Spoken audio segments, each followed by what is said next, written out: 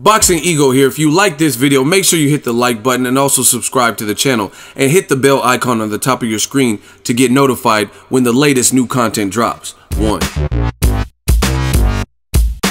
Eddie Hearn says for Joshua's next 2 fights, it'll be at Wembley.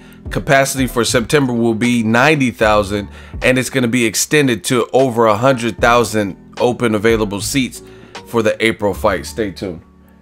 What up, Fight World? It's your boy Ego, and I'm back with some more boxing. Make sure you smash the like button. Also, subscribe to the channel for the latest and greatest in boxing. If you want to become part of the gang, notification gang, please hit the bell icon. Shout out to the super chats, channel donations, the Venmo donations, and the Patreon family. We working. Now, they announced, I'm a little bit late on this particular tweet, but they announced Anthony Joshua's next 2 fights will be at Wembley, September 22nd. Of this year and then April 13th of next year. Eddie Hearn tweeted capacity for Anthony Joshua's next fight on September 22nd will be at 90,000. We are expecting the April 13th capacity to be extended to over 100K, 100,000 seats. Hashtag AJ's coming home. So I want to give some thoughts on this. First of all, I don't get this whole slogan that they keep using, AJ's coming home. Like, I can understand if he's Sergey Kovalev, who fought Jean Pascal in Canada twice, fought Andre Ward in Vegas twice, right? And for all intents and purposes, was a road warrior and fought a lot of his biggest fights. He fought Mohammadi in Vegas, different stuff like that. And then I can understand if Kovalev was coming back to Russia, like, oh, Kovi's coming home or whatever you want to call it. But this whole AJ's coming home makes 0 sense. Because the UK is his home. Like, I can understand, okay, he's from London or whatever, so he's coming to fight at Wembley. But I mean, to me, that I think that's kind of weird that you're talking about he's coming home as if he's been fighting abroad and traveling, which is something he refused to do even for 50 million guaranteed, right? So it sounds funny that they keep saying AJ's coming home as if he's been traveling, like it's Lennox Lewis who fought Tyson in Memphis and stuff, and he's coming back to give them a show. Or even Amir Khan, because Amir Khan, love him or hate him, he fights wherever, right? You look at his fight with Chris Algieri, I think that was in New York. He fought Lamont Peterson when Amir Khan was the champion at 140. He fought Lamont Peterson, the challenger, in Lamont Peterson's backyard of DC, and had a controversial ref deduct 2 points. So it came to bite him in the ass in that particular fight because he lost the fight and he had points deducted. You get what I'm saying? So I can understand, like, his last 2 shows, Phil LaGreco and his upcoming show against Samuel Vargas, that's his first fights in a long time. I think he fought Julio Diaz or something, might have been the last time. This is all off the top of my head. So Julio Diaz might have been the last UK fight he had, but the Danny Garcia, all those fights weren't in the UK. So to me, that's just one thing. Second, there's some potential problems here. It doesn't have to be, but there are potential. I think for Anthony Joshua, career-wise, he's a good fighter, right? Good message, all that. But he's at a point where he's receiving a lot of pressure and criticism. And he's taking a dangerous fight in Povetkin. That's one issue. So that Povetkin, don't get it twisted. I want to see the Wilder Joshua, but part of it is because Povetkin is dangerous and it could potentially play spoiler. It's not like Povetkin doesn't have power. Klitschko couldn't knock out Povetkin, and to my knowledge, he's never been knocked out as a pro, right? In under the bright light. So it's a dangerous fight to be taken and hope your fighter gets through it, right? Or gets through it without injury, or, you know what I mean, without looking vulnerable, stuff like that. So it's a lot of early preparation, which, okay, whatever, that's what you have to do. You have to prepare for events like this. But more importantly, from my perspective, is the second date, April 13th, capacity to be extended to over 100,000, right? Because who are you going to fight to fill that arena up that will appease the fans? Now, I can't speak on behalf of all of the UK fans or the UK fans in general, their experience. So I know they're loyal. I know they're passionate about their boxing. I know there's not as many sports to compete against in the UK, but I don't know. I don't know if 100,000 is just an easy mark to surpass. So my thing is this: if Joshua doesn't fight Wilder in that April 13th date, which they have some hurdles that they would have to overcome to make that a reality. Wilder has expressed interest in wanting to fight, but he now said the 2018 deals are off the table. He said he's not accepting the flat rate, which was bullshit to begin with, and the 50 million is a done deal. If you don't want to take it now, these deals like that, we're not just gonna wait and you just get it when you want, or you look vulnerable in the Povetkin fight, and you know what I mean? That's why it's called an offer.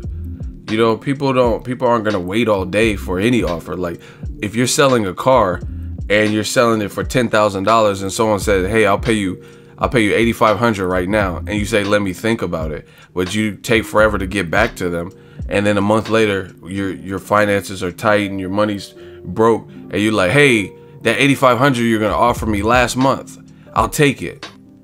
They might be like, fuck off, I already got another car, or I went to the dealership and got a loan and stuff. You know what I mean? A lot changes, and we're talking about several months. We're talking about a whole different fiscal year, right? So I understand Wilder saying that the 2018 deals are off. You negotiate in 2018 for a fight in 2018. Why would you negotiate for a 2019 fight in 2018 unless it's at the back half of it, like December?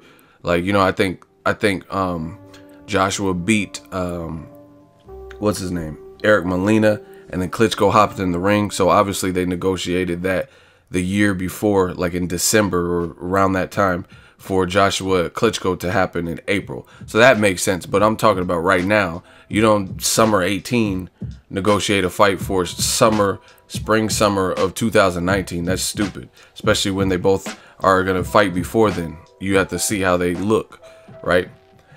But the interesting thing will be how this all plays out. If it's not Wilder, who's gonna fill up that capacity?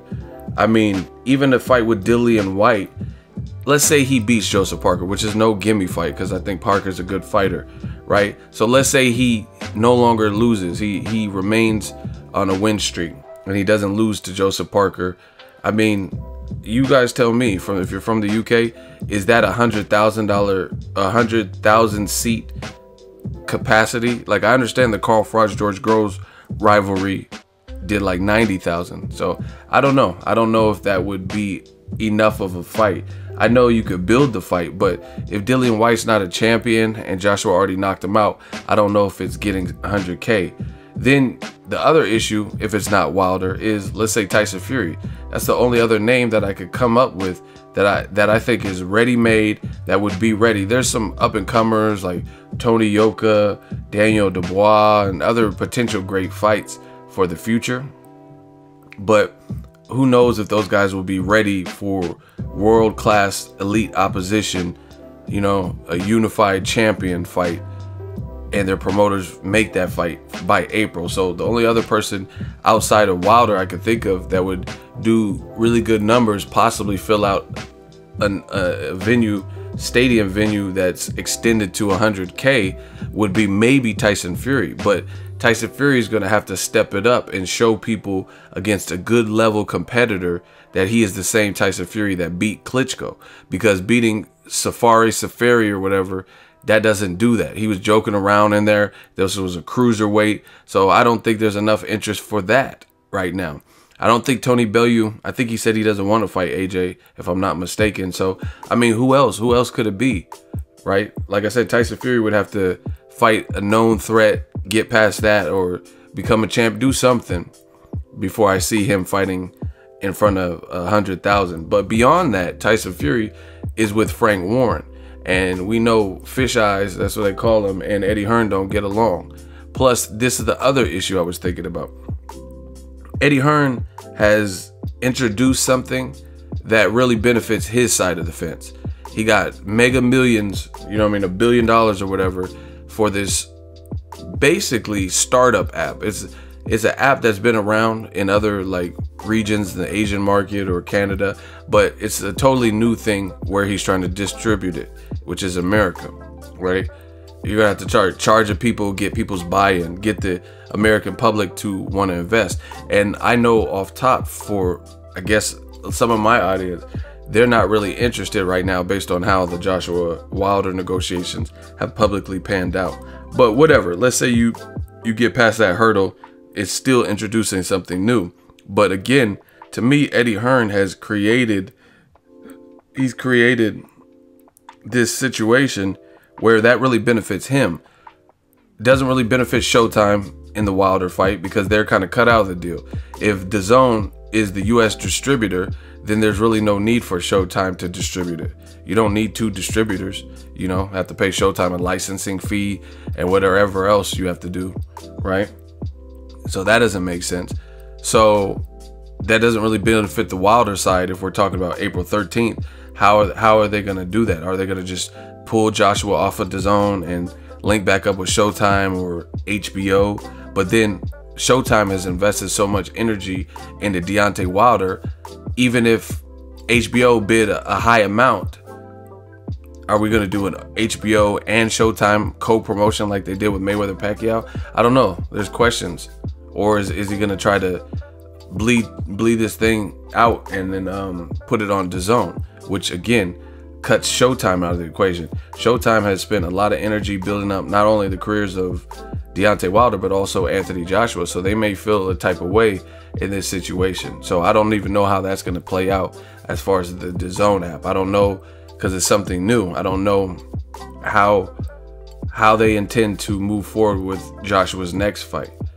But beyond that, like I said, DAZN doesn't really benefit anyone but Matchroom.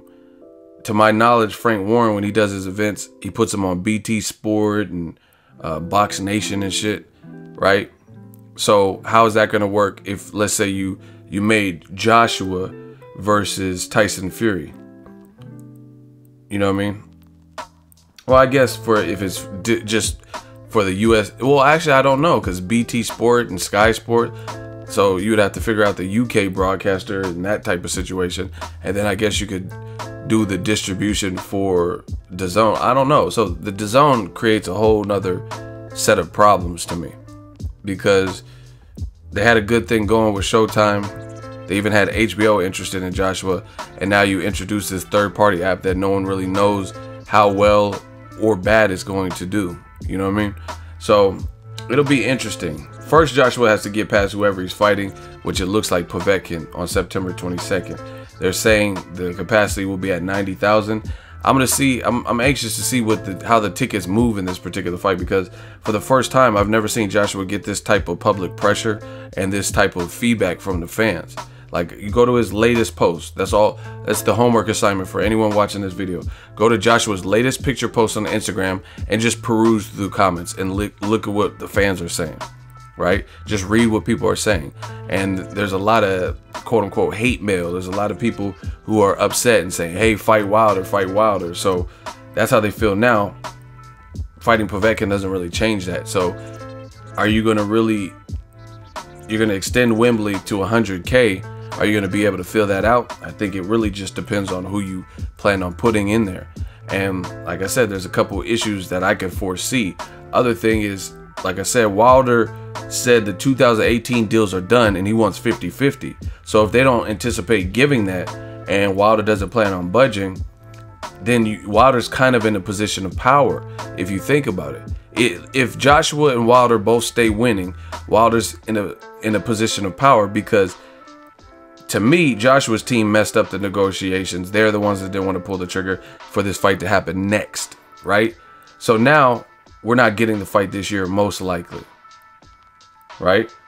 So that being said, Wilder and his team knows that Joshua is not being received well based on how everything played out publicly in the public eye. And if they're trying to scale this Wembley up into 100,000, it's going to require a big fight.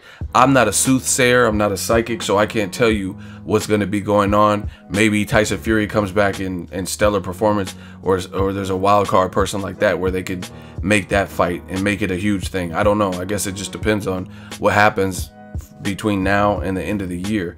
But I know 100K is a lot. George Groves, Carl Froch did like 90,000, and that was a good rivalry with that already had a first fight, so it was a rematch situation when it did the 90. So who's Joshua gonna do that with?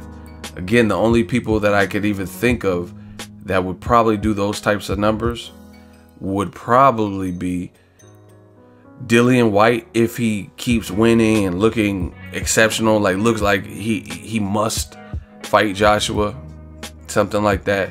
Tyson Fury, but again, there's some issues with the whole Frank Warren thing, or of course Wilder. So very interesting to see how this is going to all play out. Let me know what you guys think. Drop your thoughts in the comment section. Make sure you smash the like button as always. Hate, comment, and subscribe. Till next video is Ego signing off. So if you enjoyed this video and want more content like this on the channel, you can show your appreciation by going to the PayPal donate button or the YouTube support button, and you can donate any amount that you feel is equivalent to the value of this video. Much more to come. Thank you guys for your support. Boxing Ego, the future of boxing.